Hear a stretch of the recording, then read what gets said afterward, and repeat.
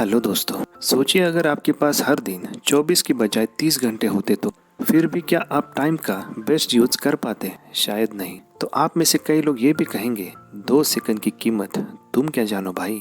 क्योंकि हमारे पास टाइम की कमी नहीं है बल्कि टाइम मैनेजमेंट की कमी है। आज की वीडियो में हम बात करेंगे टाइम मैनेजमेंट के टिप्स के बारे में, जो न सिर्फ आपके दिन को बेहतर बनाएगा बल्कि आपकी लाइफ को भी बदल देगा। हाँ, इस रॉकेट की तरह। अगर आपने इन बातों को अपनाया तो हो सकता है कि आप भी वो हासिल कर लें जो अब तक सिर्फ सपनों में था। कंडीशन ये है कि आपका सपना सपना होना चाहिए। अगर नहीं तो अब्दुल कलाम सर जी की ये बात आपको जरूर इंस्पायर करेगी। तो चलिए 1 बाय 1 फटाफट से देख लेते हैं और आपका हमारे ऑरोरा वन चैनल पर बेहद स्वागत है। पहला है सेट योर प्रायोरिटी। काम को प्रायोरिटी देने के लिए सबसे पहले जरूरी है कि आप अपने काम को लिस्ट करें। आपको ये समझना होगा कि कौन सा काम इम्पोर्टेंट है और कौन सा नहीं। इसके लिए टू डू लिस्ट बनाना एक इफेक्टिव मेथड है। हर सुबह अपने कामों को उनकी प्रायोरिटीज के बेसिस पर लिख डालिए। इसके लिए आप एसेनहावर मैट्रिक्स टेक्निक का यूज कर सकते हैं। इस टेक्निक में हमारे सभी कामों को 4 कैटेगरी में डिवाइड किया जाता है, जैसे कि important and urgent, important but not urgent, urgent but not critical और चौथा है not urgent and not critical. ये टेक्निक आपको ये तय करने में मदद करती है कि किस काम को अर्जेंटली करना चाहिए, किसे प्लानिंग बनाकर करना चाहिए और किसे इग्नोर करना चाहिए। इसमें अपने मोबाइल नोटिफिकेशन को बंद करना, सोशल मीडिया से दूरी बनाना आदि शामिल हो सकता है। दूसरा है 5 सेकंड की टेक्निक। क्या आप कभी किसी काम को शुरू करने में हिचकिचाहट महसूस करते हैं, भले ही आपको ये पता हो कि वो काम आपके लिए कितना जरूरी है? और आप ऐसा भी सोचते होंगे, यार कोई तो रॉकेट साइंस मिल जाए तो क्या बात है। लेकिन इसे हल करने के लिए एक सरल लेकिन प्रभावी तरीका है, वो है 5 सेकंड टेक्निक। इस तकनीक को मेल रॉबिन्स ने लोकप्रिय बनाया और इसका सिद्धांत ये है कि जब भी आपको कोई जरूरी काम शुरू करना हो लेकिन आप टाल मटोल कर रहे हो तो तुरंत 5 से उल्टी गिनती शुरू करें, एक टाइम बम की तरह।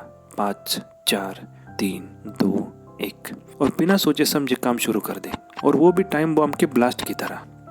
तीसरा है ना कहने की कला। अक्सर हम सभी लोग दूसरों को किसी भी चीज के लिए ना कह नहीं पाते। इस हाँ के चक्कर में न जाने हमारे यंगस्टर्स ने क्या क्या झेला होगा, क्योंकि हमें ना बोलना ही नहीं आता। इसका परिणाम ये होता है कि हमारा ध्यान बढ़ जाता है और इम्पोर्टेंट काम इनकम्प्लीट रह जाता है।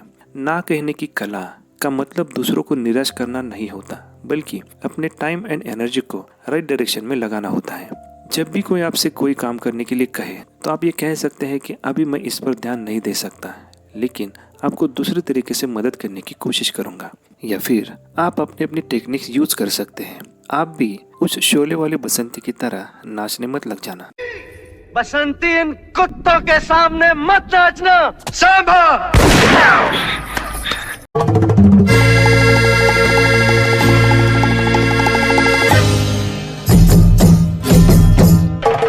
ये तरीका दूसरों की भावनाओं का सम्मान करते हुए आपकी सीमाओं को व्यक्त करना होता है। अगला है डिजिटल डिटॉक्स। टाइम मैनेजमेंट में सुधार के लिए डिजिटल डिटॉक्स एक इफेक्टिव टेक्निक मानी जाती है। डिजिटल डिटॉक्स का मतलब है डिजिटल दुनिया से कुछ समय के लिए दूरी बनाए रखना। इसके लिए आपको अपने स्क्रीन टाइम का एनालिसिस करना होगा। इससे आपको ये पता चलेगा कि कितना time social media, video streaming या नॉन इम्पोर्टेंट ऐप्स पर स्पेंड हो रहा है। और ऐसा करके आप अपना स्क्रीनिंग टाइम कम कर सकते हैं और उसे किसी दूसरी जगह लगा सकते हैं।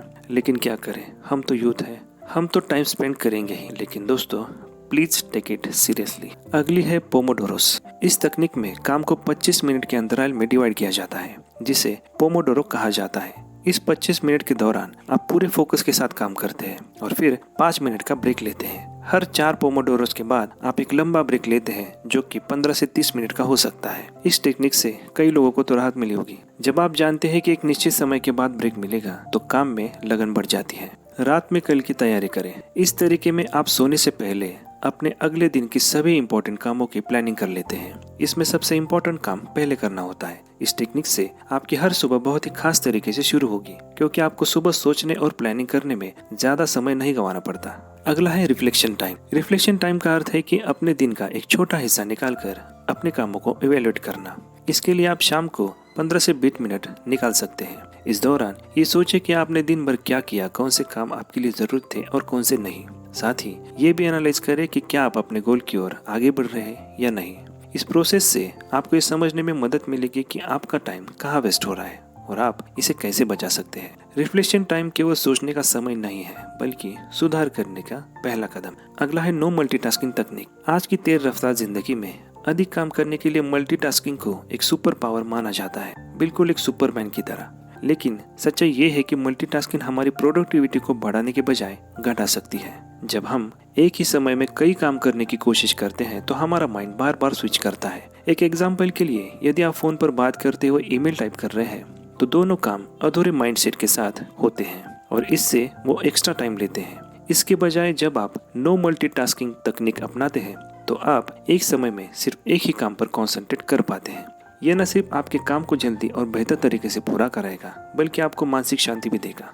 दोस्तों, आगे बढ़ने से पहले चैनल पर अगर नए हो तो हमारे चैनल को जरूर सब्सक्राइब कीजिएगा और जिन्होंने किया है उन्हें तहे दिल से धन्यवाद। चलिए आगे बढ़ते हैं। अगली है काम को डेलीगेट करने की टेक्निक। अक्सर हम सोचते हैं कि सारे काम हमें खुद ही करने चाहिए, क्योंकि हमें डर होता है कि अगर हमारा काम दूसरे ने किया तो हमारी क्वालिटी में कमी आ सकती है। लेकिन क्या करें, भरोसे की दुनिया ही नहीं रही। सच तो ये है कि हर काम खुद करने की कोशिश में हम अपनी प्रायोरिटी पर कंसंट्रेट नहीं कर पाते। इसलिए काम को डेलीगेट करने का मतलब यही है कि सही व्यक्ति को सही जिम्मेदारियां सौंपना। इसमें आपको डिसाइड करना होता है कि कौन सा काम दूसरों को सौंपा जा सकता है। वो काम उन पे सौंप कर आप अपने खुद का टाइम किसी इम्पोर्टेंट जगह लगा सकते हो।